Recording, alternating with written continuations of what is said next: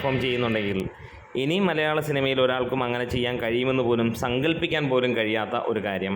അതെ, ആ പോലീസ് സ്റ്റേഷനിലെ അടിയൊക്കെ കാണുമ്പോൾ മമ്മൂട്ടി നന്നായിട്ട് പണിയെടുത്തിട്ടുണ്ടെന്നുള്ളത് നമുക്ക് മനസ്സിലാവുകയാണ്. കാരണം 73 വയസ്സുള്ളൊരു മനുഷ്യനാണ്, 40 50 വയസ്സുള്ള ഒരാളല്ലെങ്കിൽ 60 ഉള്ള ഒരാളല്ല ചെയ്യുന്നത് എന്നാലോചിക്കുക.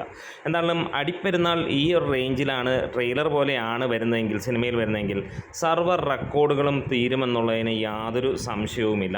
അത് നമുക്ക് ഉറപ്പിക്കാം. ഇപ്പോൾ ഫാൻ ഷോസിൻ്റെ എണ്ണം കൂടുന്നു എന്നുള്ള ഒരു പുതിയ വാർത്തകൾ വരുന്നു. കാരണം 100-ന് മുകളിലുള്ള ഫാൻ ഷോസ് ആദ്യം ചാർട്ട് ചെയ്തിരുന്നെങ്കിൽ ഇത് ഗംഭീരമായി ഫാൻസിനെ ഉണർത്തിയിരിക്കുന്നു. കട്ട ഫാൻസിന് വേണ്ടിയിട്ടുള്ള ഒരു എലിമെൻ്റ്, ഒപ്പം ജനങ്ങളെ മിന്നൽ രീതിയിലേക്ക് എത്തിക്കും എന്നുള്ളത് തന്നെയാണ്.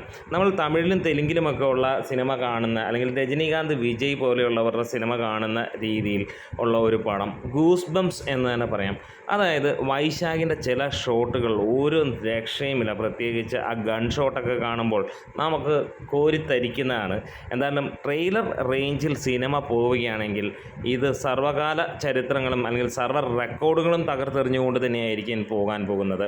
ഇത് പാൻ ഇന്ത്യൻ മൂവിയായിട്ടൊന്നും അല്ല വന്നിരിക്കുന്നത്, ആകെ ഒറ്റ ഭാഷയിലാണ്. പക്ഷേ അന്യഭാഷകളിൽ നിന്നും വരുന്ന മികച്ച നടന്മാരോട് കൂടി തന്നെയാണ്.